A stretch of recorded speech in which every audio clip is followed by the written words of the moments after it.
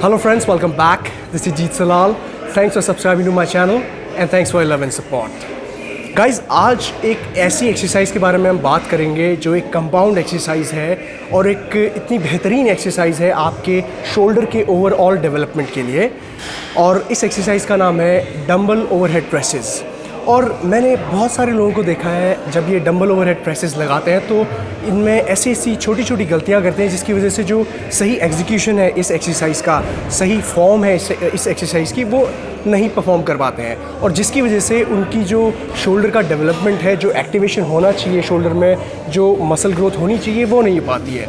तो आज हम इस एक्सरसाइज के बारे में बिल्कुल डिटेल में बात करेंगे, तो बने रहिए इस वीडियो में और पूरा वीडियो ध्यान से देखिए ताकि आपकी कोई भी जानकारी मिस ना हो।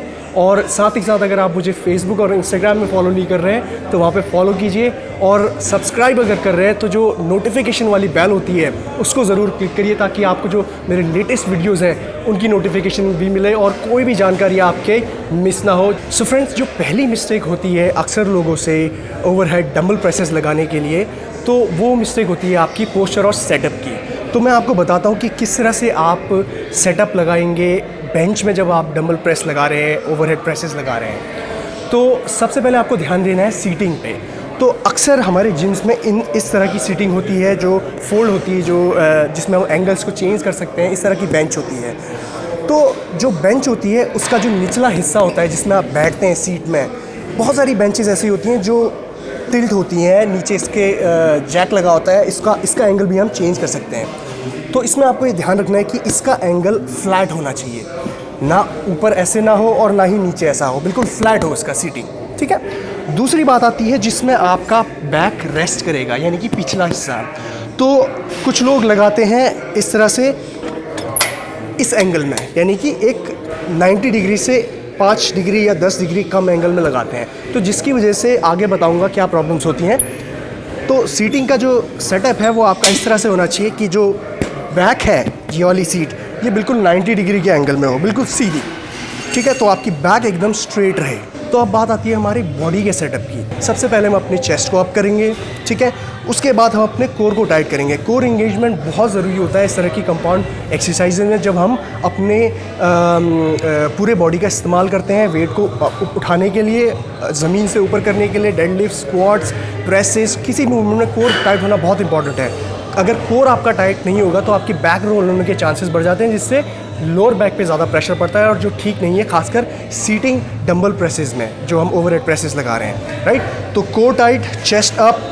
दूसरी इंपॉर्टेंट बात, आपके जो पैर हैं ये इस तरह से करते हैं लोग, पैर यूँ ऊपर नीचे, ठीक है। तो ये मूवमेंट नहीं करनी है, पैर को स्टेबल रखना है ग्राउंड में, क्योंकि जो जनरेट होती है पावर, आपकी चीज़ जो जनरेट होती है एनर्जी, वो आपके हील्स, आपके पैर से, फ्लोर से ही शुरू होती है। तो एक स्टेबल फॉर्म में रखिए, ठीक है। दूसरी बात, आपकी बैक बिल्कुल, आपकी स्कैपुला जो है वो पूरी तरह से बैक जो फ्लैट जो 90 डिग्री का आपका सीट है उसमें पूरी तरह से लगा होगा और आपका सर पीछे टच होगा।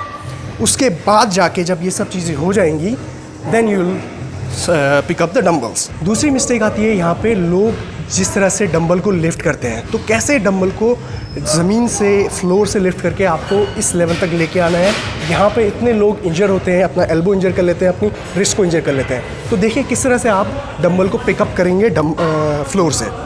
तो फॉर एग्ज़ाम्पल ये डंबल्स आपके ज़मीन में है, तो आप पूरी तरह से ज़मीन में जाएंगे और एक डेडलिफ्ट वाले पोस्चर में, यानी कि बैक की न्यूट्रलिटी मेंटेन होगी, आपकी हिप्स आपके आउट होंगे और इस तरह से आप डंबल को पिकअप करेंगे and then you rest these dumbbells on your lap, ठीक है। जब आपके आराम से डंबल यहाँ पे लैप में आपके रेस्ट हो गए हैं, ग्रिपिंग आपकी प्रॉपर तरीके से हो गई है, देन 1 बाय 1 आप लेग्स को अपनी तरफ पुल करेंगे, यानी कि अपनी नीज़ को अपनी तरफ पुल करेंगे। 1, ठीक है, क्लोजर टू योर चेस्ट, ठीक है। डंबल आपका जो ये आर्म है ये आपके ये लेग्स के क्लोज और अपने चेस्ट के क्लोज होगा, ठीक है। यू 1 and 2, 1 by 1, दोनों को एक साथ उछालने की ज़रूरत नहीं है। बहुत ही ज़्यादा लोग इंजर करते हैं इस तरह के लिफ्ट से अपने एल्बो और अपने रिस्ट को, तो ध्यान रखिए 1, 2, ठीक है। अब जब आप यहाँ पे पहुँच गए उसके बाद देन यू टर्न, उसके बाद देन यू प्रेस, ठीक है। तो जब आपका वेट बहुत हैवी होता है, बहुत ज़्यादा हैवी वेट है, तो आप किसी से बोल सकते हैं कि आपको वो अपने लैप में दे दे। आपके जब आप फॉर एग्जांपल 4 to 6 रेप्स के लिए जा रहे हैं तो एक बहुत ही हैवी वेट होगा उस टाइम पे, तो आप अपने लैब पे किसी रखवा लें वेट, और उसके बाद देन यू पुल 1 2 एंड ये जो आपका पहला रैप है इसमें आप स्पॉट ले सकते हैं वेट को ऊपर ले जाने के लिए। ऑलराइट, ठीक है। तो ये आपकी दूसरी गलती लिफ्टिंग की। तीसरी गलती आती है यहाँ पे जो मैंने आपको बताया था, लोगों की सीट को एडजस्ट करने का तरीका।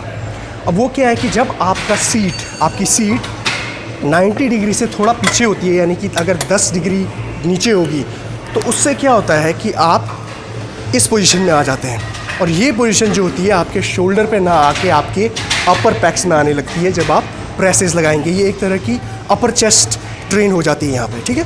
तो और इस एंगल में आप अपने सर का भी इस्तेमाल करते हैं वेट को प्रेस करने के लिए, यूँ, ठीक है। तो ये चीज़ सही नहीं है, सर से एनर्जी लेते हैं तो वो नहीं करना है आपको। तो इसीलिए बहुत ही इंपॉर्टेंट है कि सीटिंग बिल्कुल फ्लैट हो, एकदम 90 डिग्री का एंगल, ताकि आपका कोई भी इन्वॉल्वमेंट ना हो सर का, और ये एक स्ट्रेट मूवमेंट में ऊपर नीचे सिर्फ और सिर्फ शोल्डर ट्रेन हो आपका। चौथी मिस्टेक आती है यहाँ पे आपकी रेंज ऑफ मोशन की और ब्रीदिंग की।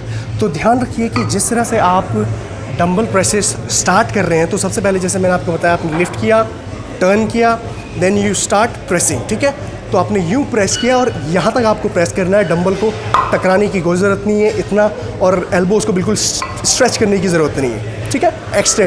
एल्बोज़ को एक्सटेंड करने की ज़रूरत नहीं है। तो इतने में भी आपको कॉन्ट्रैक्शन मिल जाएगा आपके शोल्डर्स में, right. Then you go deltoids में, then you go down down down down down down, stretch. Almost जब आपके डंबल्स आपके शोल्डर के अलाइन, आपके शोल्डर के पैरेलल पोजीशन में ना आ जाएं बराबर लाइन में, तब तक आपको स्ट्रेच देना है। इससे ज़्यादा नीचे नहीं जाना है, ओवर स्ट्रेच नहीं करना है। Stretch and then you go back again, 1 2। अब इसके साथ आती है आपकी ब्रीदिंग की बारी। तो जब आप प्रेस करेंगे, डंबल्स को ऊपर की तरफ प्रेस करेंगे, तब आपको एक्सेल करना है, यानी कि 3 2 1 and you inhale when you coming down.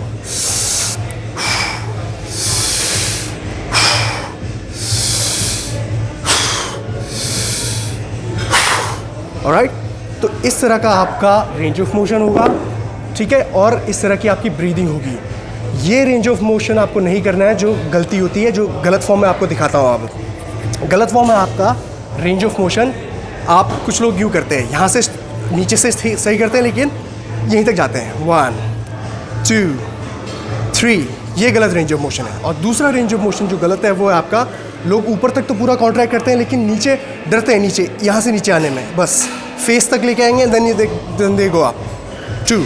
पांचवी और बहुत ही इंपॉर्टेंट यहाँ पे जो मिस्टेक है, जो लोग बहुत सारे लोग करते हैं, वो है ये कि आपकी इसेंट्रिक ओवरलोड पे बिल्कुल भी ध्यान नहीं देते हैं। जो आपके नेगेटिव्स हैं guys, compound movements, shoulder presses, चाहे आप बारबेल से लगा रहे हैं, चाहे आप डंबल से लगा रहे हैं, ओवरहेड प्रेसेस, जो आपका इसेंट्रिक ओवरलोड है, यानी कि जो नेगेटिव्स है, ये डंबल जो नीचे आ रहा है, इसको पूरी तरीके से कंट्रोल में रखिए, और इसका आपको ये बेनिफिट मिलेगा कि आपको एक बहुत ही सही स्ट्रेच मिलेगा, एक अच्छा स्ट्रेच आपको अचीव होगा इसमें। और दूसरी बात ये कि आपको इंजरी के चांसेस बहुत कम होंगे। अगर आप इसेंट्रिक ओवरलोड में ध्यान देंगे अपनी किसी भी एक्सरसाइज में, तो इंजरी के चांसेस कम हो जाते हैं। सबसे ज़्यादा इंजरीज़ उन लोगों को होती है जो प्रेस तो ऊपर करते हैं और नीचे बहुत तेज़ आते हैं। तो ये इंजरी की चांसेस आपके कम करने के लिए, सही मसल एंड माइंड कनेक्शन को डेवलप करने के लिए पूरी तरीके से फील करेंगे आप अपने डेल्टॉइड्स के स्ट्रेच को, राइट।